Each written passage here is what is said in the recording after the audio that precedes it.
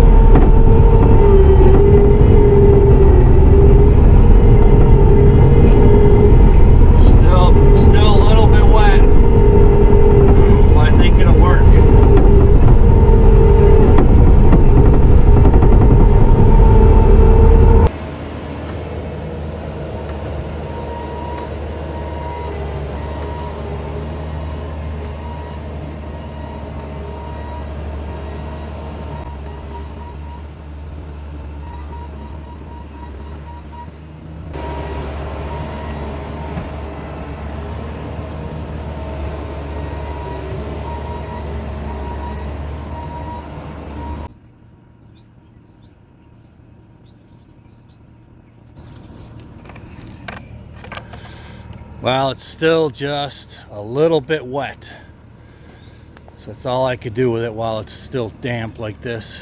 But the water should remain on the inside. This should stay nice and dry in the future. And if it were me and I was doing food plots, I'd till this up right here and plant some grass or something on it at the same time, or clover.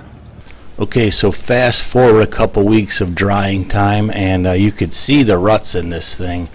So we got a nice high pile in the middle and some compacted ruts, and I was doing just a little root grapple work to finish, and I thought, well, let's see if I can knock this road down.